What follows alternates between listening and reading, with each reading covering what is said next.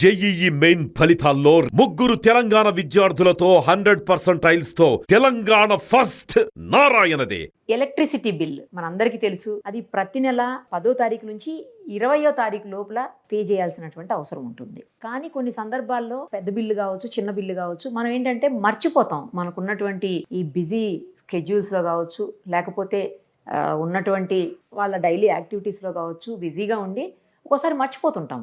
మర్చిపోయినప్పుడు చాలా సందర్భాల్లో డిపార్ట్మెంట్ వాళ్ళు వచ్చి మెయిన్ దగ్గర ఆఫ్ చేసేసి లేదా ఫీజు పీకేసి ఫీజు కూడా తీసుకుని వెళ్ళిపోయేటువంటి సిచ్యుయేషన్స్ చూస్తుంటాం.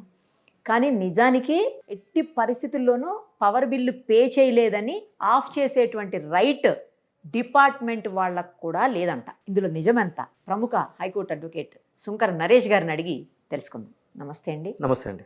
ఏంటండి power bill, electricity bill pay చేయలేదు అని చెప్పేసి ఫీజులు వీక్ వెళ్ళిపోవటము, లేదా కింద మెయిన్ ఆఫ్ చేసేసి వెళ్ళిపోవటం, ఇలా రెగ్యులర్గా చూస్తుంటాం. బట్ అలా చెయ్యకూడదు అని చెప్పేసి మొన్న మీరు అంటుంటే విన్నాను నేను. ఎందుకు చేయకూడదు? అంటే బిల్లు పే చేయనప్పుడు డిపార్ట్మెంట్ వాళ్ళు కట్ చేసి వెళ్ళిపోవచ్చు కదా. అలా రెగ్యులర్గా జరుగుతూనే ఉంటుంది కదా. ప్రతి ఒక్కళ్ళు, మనము లేకపోతే మన ఫ్రెండ్స్, మనకు తెలిసిన వాళ్ళు ఎవరో ఒకళ్ళు ఈ ప్రాబ్లమ్ ఫేస్ చేస్తూనే ఉంటారు. ఆ చిన్న బిల్లుకు కూడా వాళ్ళు పట్టుకెళ్ళిపోతుంటారు పే చేయకపోతే. ఏం తప్పేంటి? Section 56 sub class 1 of electricity act 2003 ప్రతి ఒక్కరు గుర్తుపెట్టుకోవాలి, రాసి పెట్టుకోండి పేపర్ మీద, లేదంటే ఫోన్లో ఫీడ్ చేసి పెట్టుకోండి. ఏం చెప్తుంది ఈ సెక్షన్? ఏం చెప్తుందంటే, మీరు అన్నారు అవునండి పవర్ బిల్ కట్టకపోతే డిస్కనెక్ట్ చేసే అధికారం వాళ్ళకు ఉంది కదా, ఎందుకు చేయకూడదని అంటున్నారు. అవునండి, కరెక్టే. గతంలో మనం ఎలక్ట్రిసిటీ బిల్లులు ఏ విధంగా కట్టేవాళ్ళం అండి? పోయి ఆఫీస్కి క్యూ లైన్లో నుంచి కట్టేవాళ్ళం. లేదు అని అంటే కనుక ఊరి మధ్యలో ఉన్నటువంటి వాళ్ళే వచ్చేవాళ్ళు, పంచాయతీ ఆఫీస్కో రామాలయం దగ్గరకో వాళ్ళు వచ్చి దండోరా వేసి ఎలక్ట్రిసిటీ బిల్లు కట్టవలేను అనుకుంటా డప్పు చేయకొట్టి వచ్చేటోళ్ళు కదా. అప్పుడు వెళ్ళి అక్కడ కట్టేటోళ్ళము. ఇప్పుడు ఆ పరిస్థితి మారిపోయింది కదా.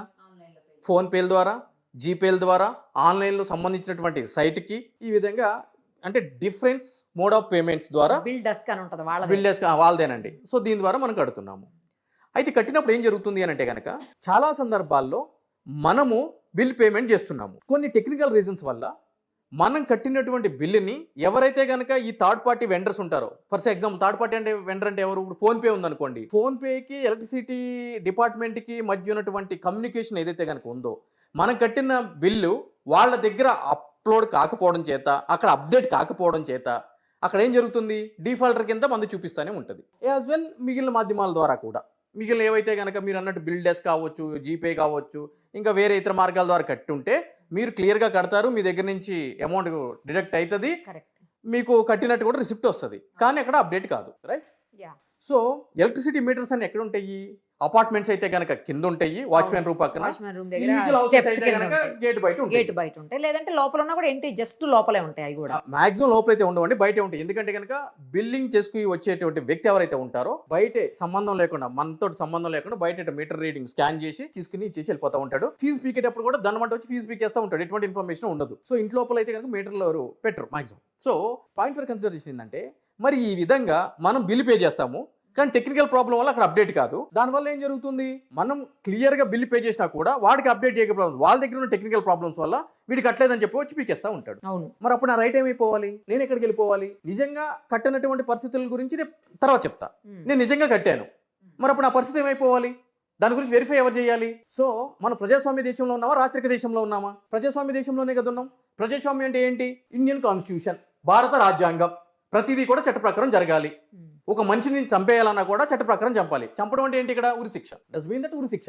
ఒక మనిషికి ఉరి శిక్ష వేయాలన్నా కూడా కింది కోర్టు నుంచి మొదలు పెట్టుకుని సుప్రీంకోర్టు వరకు, మధ్యలో రాష్ట్రపతి గారి క్షమాభిక్ష కలుపుకొని ఒక ప్రాపర్ ప్రొసీజర్ ద్వారానే వాడికి ఉరి శిక్ష వేయాలి, రైట్? కాబట్టి ప్రతి దానికి కూడా ప్రిన్సిపల్ ఆఫ్ న్యాచురల్ జస్టిస్ అని అంటారు. అంటే నేను మీకు అవకాశం ఇవ్వాలి, మీ వాయిస్ నేను వినాలి. సో ఈ ఎలక్ట్రిసిటీ యాక్ట్ ఏదైతే నేను చెప్పానో 56(1) సెక్షన్ ఏం చెప్తుంది అని అంటే కనుక, ఒకవేళ ఆ విధంగా ఎవరైనా కూడా కట్టాల్సిన టైంలో ఎలక్ట్రిసిటీ బిల్లు కట్టకపోయినప్పుడు వాళ్ళ యొక్క కనెక్షన్ని డిస్కనెక్ట్ చేసే అధికారం మీకు లేదు. ఎప్పుడు చేయాలి అని అంటే కనుక 15 రోజులకి తగ్గకుండా వాళ్ళకి ఒక నోటీస్ మీరు ఇవ్వాలి అని చెప్పని ఆ సెక్షన్ చెప్తుంది. సో ఒకవేళ మీరు కనుక నిజంగానే మర్చిపోయో, లేదంటే డబ్బులు లేకో, లేదు అంటే కనుక డబ్బులుండి కట్టి అది అప్డేట్ కాక ఏదైనా జరిగింది అనుకోండి, మీరు ఆ నిర్దేశించిన టైంలో కట్టలేదు అనుకోండి, అప్పుడు సంబంధించిన ఎలక్ట్రిసిటీ అధికారులు మీకు ఇన్ రిటర్న్ ఒక నోటీసు మీకు ఇవ్వాలి. ఏ విధంగా ఇవ్వాలి అనేది కూడా దాంట్లో పొందుపరిచింది. అదేంటి, మీ చేతికి ఇవ్వడము, ఇంటికి వచ్చి దానికి సంబంధించి అక్నాలజ్మెంట్ తీసుకోవడము, 15 రోజులు సఫిషియెంట్ టైం ఇవ్వాలి. లేదు మీరు లేరు, లాక్ ఉంది, వచ్చి అక్కడ అతక పెట్టాలి, బయట డోర్ అతక పెట్టాలి. మీరు వేరే దగ్గర ఉంటారు, ఆ అడ్రస్కి స్పీడ్ పోస్ట్ చేయాలి, ఆ రిజిస్టర్ పోస్ట్ చేయాలి, ఆ అక్నాలజ్మెంట్ ఆబ్వియస్లీ. మరి ఆధారాలు ఏంటి మీరు తీసుకున్నట్టు, మీకు ఇన్ఫార్మ్ చేసినట్టు. ఆ నోటీస్ వచ్చిన తర్వాత 15 రోజులు సఫిషియెంట్ టైం ఇచ్చిన తర్వాత ఆ నోటీస్కి రిప్లై రాకపోయినా, ఎటువంటి ఆన్సర్ చేయకపోయినా, అప్పుడు వాళ్ళు డ్యూ ప్రాసెస్ ఫాలో అయ్యి ఆ యొక్క ఎలక్ట్రిసిటీని డిస్కనెక్ట్ చేయాలి. అది చట్టం చెప్తుంది క్లియర్గా. దీనికి సంబంధించి ఫిబ్రవరిలో 2026లో ఆంధ్రప్రదేశ్ హైకోర్టు వారు కూడా ఒక క్లియర్ జడ్జిమెంట్ ఇవ్వడం జరిగింది. అవును, చూశాను ఫిబ్రవరిలో వచ్చిన జడ్జిమెంట్. క్లియర్ జడ్జిమెంట్ ఇవ్వడం జరిగింది. అక్కడ ఏంటి అంటే కనుక ఎలక్ట్రిసిటీ మీటర్ ఇస్తారు, కనెక్షన్ ఇస్తారు.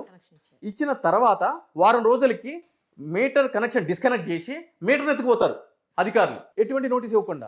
కారణం ఏం చూపిస్తారు అంటే కనుక అక్కడ ట్రస్ట్ పేరుతో తీసుకుంటారు. ఎవరో ఒక థర్డ్ పార్టీ కంప్లైంట్ ఇచ్చారు, అక్కడ ఇల్లు లేదు, వేకెంట్ ల్యాండ్ ఉంది, గోడ లేదు, ఎలక్ట్రిసిటీ మీటర్ ఇచ్చాము తీసుకుపోతాం అంటే కనుక వాళ్ళు దాన్ని ఛాలెంజ్ చేయడం జరిగింది. మాకు ఇటువంటి ఆపర్చునిటీ, అవకాశం ఇవ్వకుండా మీటర్ డిస్కనెక్ట్ చేయడం అనేది చట్ట విరుద్ధము ఈ సెక్షన్ ప్రకారం అంటే కనుక it's a clear violation of article 21, article 19 and electricity act అని చెప్పని హైకోర్టు వారు సదరు ఎవరైతే కనుక పిటిషనర్ ఉంటారో అతనికి ఆర్డర్ ఇవ్వడం జరిగింది. సో ఆ విధంగానే ఇక్కడ కొంతమంది మూర్ఖులు ఉంటారు, మళ్ళీ కొంతమంది, ఎందుకంటే పనికిమాల బ్యాచ్ అక్కడ అన్ని దగ్గర ఉంటారు కాబట్టి ఇప్పుడు ఈ వీడియో చూసినాక ఇక్కడ కూడా ఉంటారు. వాళ్ళు ఏమంటారంటే బిల్లు కింద ఆల్రెడీ 10 రోజులు 15 రోజులు కట్టమని ఉంటుంది కదా, అదే ముందస్తు నోటీసు అని చెప్పని అంటారు. దాంట్లో ఉంటుంది. అదేంటి అంటే కనుక వాళ్ళ యొక్క అతి మేధావితనం, సోకాళ్ళ మేధావులు అంటారు వీళ్ళని. సో అది కాదు పద్ధతి. మీకు ఎలక్ట్రిసిటీ అధికారులు ఇన్ రిటర్న్గా ఇవ్వాలి ఈ సెక్షన్ ప్రకారము. ఆ కారణం తెలియజేయాలి. మీకు ఈ టైం లోపల కట్టాలన్నా కూడా మీరు కట్టలేదు కాబట్టి మేము మీ యొక్క ఎలక్ట్రిసిటీని డిస్కనెక్ట్ చేస్తున్నాము అని చెప్పని వాళ్ళు నోటీసులు ఇవ్వాలి. దీనికి సంబంధించి కోవిడ్ టైంలో హైయెస్ట్ ఎలక్ట్రిసిటీ బిల్స్ ఎక్కువ వచ్చినాయి. సో ఎందుకు అంటే కనుక అప్పుడు కోవిడ్ వల్ల ఎవరు కూడా మీటర్ రీడింగ్ తీసుకురావడానికి చేయలేదు. అప్పుడు ఏం చేశారు, ఈ అంతకు ముందు కట్టిన 2-3 నెలల బిల్లుని ఆధారంగా చేసుకుని మీరు పేమెంట్ చేయండి అని చెప్పన్నారు. ఆ విధంగా ప్రజలందరూ కూడా పేమెంట్ చేసిన తర్వాత, ఎలక్ట్రిసిటీ బిల్స్ కట్టిన తర్వాత, all of sudden Covid norms అని రిలాక్స్ అయిన తర్వాత మళ్ళీ వచ్చి హైయెస్ట్ బిల్స్ వేయడం జరిగింది. అంటే ₹1,00,000, 10 లక్షలు, 15 లక్షల బిల్స్ కూడా వచ్చినాయి సామాన్య కుటుంబాలు. కట్టకపోతే బిల్స్ కట్ చేస్తారు. దాని మీద పబ్లిక్ ఇంట్రెస్ట్ లిటిగేషన్ కూడా వేయడం జరిగింది. అప్పుడు క్లియర్గా కోర్టు కూడా డైరెక్షన్ ఇవ్వడం జరిగింది, ఇది చట్ట విరుద్ధం అని చెప్పని. సో కాబట్టి బిల్లు కట్టకపోయినా కూడా ఎలక్ట్రిసిటీని కనెక్షన్ని డిస్కనెక్ట్ చేసే అధికారము సదరు అధికారులకి లేదు.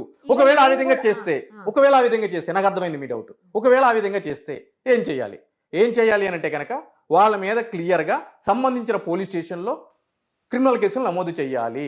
Public servant not discharging his duty properly, criminal trespass, సదరు సెక్షన్స్ అట్రాక్ట్ అయ్యే విధంగా స్టేషన్లో ఇవ్వాలి. ఒక ప్రభుత్వ అధికారి మీద ఇంకో ప్రభుత్వ అధికారి యాక్షన్ ఎందుకు తీసుకుంటాడండి, కంప్లైంట్ తీసుకుంటాడని చెప్పి కూడా మీరు నెక్స్ట్ ఒక క్వశ్చన్ ఇవ్వచ్చు. అదే నెక్స్ట్ క్వశ్చన్. అప్పుడు ఏం చేయాలి, చట్టం ఏం చెప్తుంది, 173 BNSS ఏం చెప్తుంది, స్పీడ్ పోస్ట్ చేయమంటుంది సదరు అధికారులకి. లేదు అని అంటే కనుక మీరు ఆన్లైన్లో వాళ్ళ మెయిల్ ఐడీస్ ఉంటాయి కాబట్టి ఆ మెయిల్కి మీ యొక్క కంప్లైంట్ని పంపిస్తే రేపు కోర్టులో అది ఒక ఆధారం అవుతుంది. సో కాబట్టి ఎలక్ట్రిసిటీ అధికారుల మీద కూడా కేసులు రిజిస్టర్ కాబడతాయి వాళ్ళు చట్టం ఫాలో కానందుకు. సో ఇది ప్రొసీజరు. ఒక చిన్న డౌట్ అండి, ఇప్పుడు నార్మల్గా ఫీజు పీకేసి వెళ్తే ఇవన్నీ అట్లా కాకుండా జస్ట్ మెయిన్ ఆఫ్ చేసిపోతుంటారు. ఏది చేసినా కూడా దట్ ఈస్ కాల్డ్ డిస్కనెక్షన్. అంటే ఎసెన్షియల్ అండి, పవర్, వాటర్, మెయిల్ ఇవన్నీ కూడా రైట్. అటువంటి ఎసెన్షియల్ సర్వీస్ని ఒక చట్టం ఫాలో కాకుండా చేస్తున్నారు అని అంటే కనుక అది పెద్ద నేరం, అది క్రిమినల్ ట్రెస్పాస్. మీ అనుమతి లేకుండా అది కూడా మన ప్రాపర్టీలోకి వచ్చి. ఇప్పుడు మనం ఉన్నామండి, మీరు కెమెరా పట్టుకురండి, నేను ఇప్పుడు వెళ్ళి ఏం చేస్తానంటే కనుక సోమాజిగూడలో ఈ జనకోళ్ళకి సంబంధించిన ఆఫీస్ ఉంది కదా, నేను సీదా వెళ్ళి మెయిన్ ఆఫ్ చేసేస్తాను. నా మీద కేసు అయితే అవుదా? అవుతుంది. ఎందుకు అవుతుంది అండి, మంది వచ్చి చేస్తున్నారు కదా, వాళ్ళ దగ్గరికి వెళ్తే ఎందుకు అవుతుంది? అంటే బిల్లు కట్టలేదని చేస్తున్నారు ఇక్కడ, అక్కడ ఏముందని మీరు వెళ్ళారు. అవును, బిల్లు కట్టకపోతే కనుక నోటీస్ ఇచ్చిన తర్వాత కదా మీరు యాక్షన్ తీసుకోని చెప్పని ఉంది, కానీ వాళ్ళు ఆ విధంగా ఫాలో అవ్వట్లేదు కదా. సో కాబట్టి చట్టం ఎవరికైనా చట్టమేనండి. ఇప్పుడు అవినీతి జరిగితే, పెద్ద పెద్ద మనీ ట్రాన్సాక్షన్స్ హవాలా జరిగితే ఏదైతే కనుక ఈడీ, సిబిఐ రంగంలోకి దిగుతాయో, అదే ఈడీ, సిబిఐ అధికారులు అవినీతికి పాల్పడ్డారని మళ్ళీ అదే సిబిఐ మళ్ళీ వాళ్ళని అరెస్ట్ చేసినటువంటి పరిస్థితి ఉంది కదా, అదే చట్టం కదా. ఇమ్యూనిటీ ఎవరికి లేదు కదా, ఒక గవర్నర్కి, రాష్ట్రపతికి, హైకోర్టు, సుప్రీంకోర్టు జడ్జిలకి తప్ప మిగిలిన ఎవరికి ఇమ్యూనిటీ లేదు కదా ప్రజాస్వామ్యంలో. కొన్ని ఎలక్ట్రిసిటీ అధికారులకి ఏమైనా ఇమ్యూనిటీ ఇచ్చారా? లేదు కదా. ఒక మంచి విషయం చెప్పారు, ఎందుకంటే ఆల్మోస్ట్ మనము, మన ఫ్రెండ్స్, మన రిలేటివ్స్ ఎవరో ఒకళ్ళైతే ఈ ప్రాబ్లం ఎప్పుడు అప్పుడు ఫేస్ చేసి ఉంటారండి. 100 మంది 90 మంది ఫేస్ చేస్తారు. అదే అంటున్నాను.